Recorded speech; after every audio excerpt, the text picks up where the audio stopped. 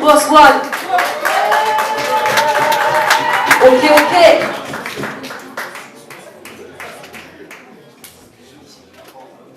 Ah, désolé, voilà, c'est pas la parole. Mais il a marqué son époque et aujourd'hui il l'aide. Voilà, c'est un putain d'éducateur. Il est petit et tout en son honneur, comme c'est de dire. Alors bonsoir à toutes et à tous. Alors je me présente. Pour ceux qui connaissent le groupe Troisième Œil, je m'appelle Boss One. Pour ceux qui connaissent pas Troisième Œil, qui vont apprendre à découvrir peut-être, je m'appelle Emsa Mohamed, de mon vrai nom. Comme vient de dire ce jeune homme là-bas dans le fond, j'ai pas qu'une corde à mon arc, j'en ai plusieurs, et notamment je suis éducateur spécialisé dans une maison d'enfants aujourd'hui. Donc je m'occupe d'enfants placés par l'aide sociale à l'enfance.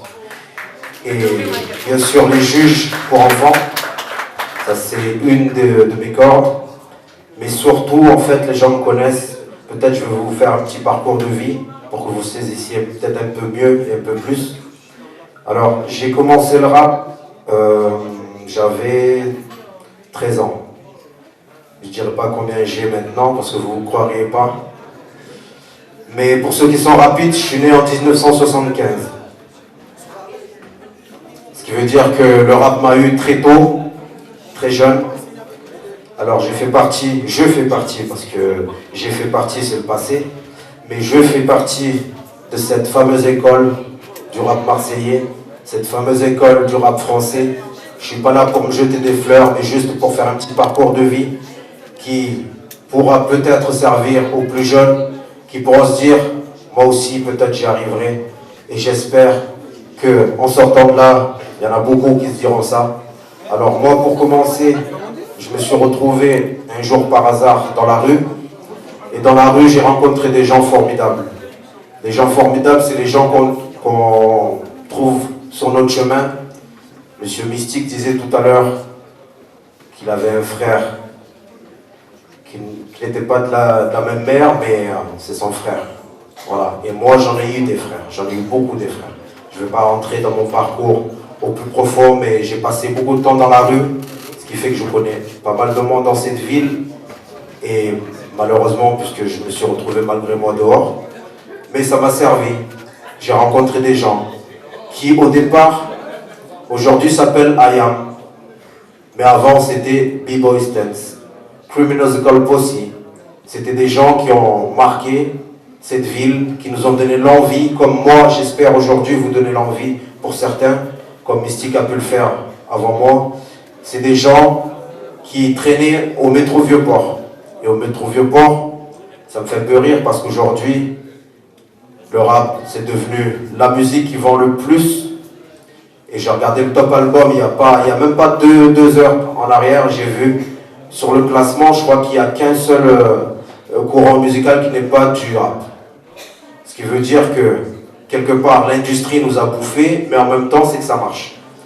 Donc là, en 80, ça c'est en 88, et en 89, je me rappelle, j'ai un frère qui s'appelle Saïd, qui dansait avec le groupe IAM. Il l'avait appelé pour faire une scène avec eux, et il y avait justement, on parlait de Karim Leroy, il y avait aussi Karim Leroy qui dansait, parce qu'IAM, ils ont 2 danseurs à la base, c'était Malek et François, et ils avaient pris 2 danseurs de plus parce qu'ils devaient faire une grosse scène, et la grosse scène c'était Bercy. Bercy, pour ceux qui connaissent, c'est la plus grosse. Aujourd'hui, il y en a encore plus grosse, puisque il y a encore à l'Arena. Mais dans ce temps-là, il y avait 17 000 personnes, c'était Bercy. Et moi, je me retrouve à monter à Paris, et je vois IAM sur scène, en première partie de Madonna. C'était Like a Virgin Tour, donc la tournée, The Tournée. Et là, je regarde Chill et Joe, Akhenaton et Shuriken. Je les vois sur scène, j'étais juste en bas, là, comme ce monsieur qui est en train de filmer. J'étais juste en bas, j'étais privilégié. Et je les regarde et je me dis, waouh, c'est ça que je veux faire. Dans ma vie, c'est ça que je veux faire. Et quand on se dit, c'est ça que je veux, il faut se donner les moyens. Je suis arrivé 2 ans après, enfin j'ai fait partie d'un autre crew, ça s'appelait le BTF Posse. On tenait un peu le pavé sur Marseille. Et 2 ans après, on a créé notre propre groupe. Je commençais à écrire. Oui, j'ai oublié de préciser aussi que c'est pour donner aussi la force aux jeunes des quartiers. Je viens aussi de Félix Piat. Donc, on a créé notre propre groupe et on s'est lancé dans la musique. Et grâce à Dieu, allez, même pas 10 ans après, c'était de 89, 99, on a sorti notre premier album. Et juste avant ça, on a sorti un morceau qui s'appelle La vie de rêve sur un album qui s'appelle Taxi. Enfin, sur le film Taxi, la BO du film Taxi. C'est ce qui nous a fait connaître. Et ensuite, on a sorti l'album qui s'appelle Hier, Aujourd'hui, Demain. Et on a été direct dans le top album. Voilà, on a fait comme ceux qui font aujourd'hui, c'est-à-dire qu'à cette époque-là, il y avait nous, il y avait Funky Family, il y avait IAM, il y avait NTM, il y avait tous ces groupes, Arsenic, etc., etc.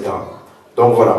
Tout ça pour dire que quand on veut, on peut, il faut s'accrocher. Il ne faut pas écouter ceux qui vous disent que vous n'y arriverez pas. Mais par contre, il faut se donner les moyens. C'est pas on fume 3 joints et on se couche et on se lève, on s'en refume un, sans pour autant se donner de la force, sans se donner cette niaque, parce que s'endormir, c'est pas bon, quoi.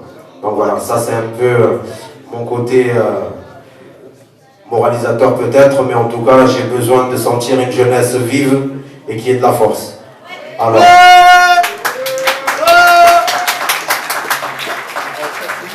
maintenant pour parler purement artistique, alors on a sorti 2 albums, le groupe Troisième Œil c'est 2 albums, Hier, Aujourd'hui, Demain en 99 et on a sorti un deuxième album en 2001 qui s'appelle Avec le cœur ou rien.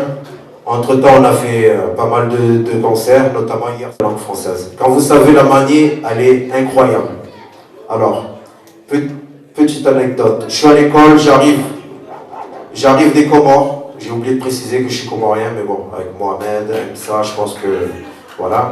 J'arrive des Comores, alors j'ai 6 ans, je débarque en chemise hawaïenne, en décembre, en France, imaginez-vous. Le dépaysement et le choc thermique. J'arrive, je vais à l'école, je ne sais pas parler français. Déjà, ça s'annonçait mal. Les gamins, on est méchants quand on est petit. C'est pas de notre faute, on est petit, on va apprendre avec le temps. Mais finalement, tu te retrouves avec des gamins qui se moquent. C'est soit tu deviens une boule de nerfs et tu frappes tout le monde, ou soit tu te dis je vais y arriver. Qu'est-ce que j'ai fait? Je rentrais chez moi, je pleurais. Mon père me disait, tu retournes demain, et après-demain, et jusqu'à ce que tu y arrives. Pas de problème. Et là, je me suis promis que la langue française, je la maîtriserais mieux que ceux qui me tapaient hier, que ceux qui me tapaient dessus, que ceux qui m'en voulaient, qui riaient sur moi. Je me suis dit, cette langue, je vais la maîtriser. Donc, je me suis mis à écrire des textes après, plus tard, et je me suis dit, ce moment-là, il m'a servi. Il m'a servi pour écrire ce genre de texte.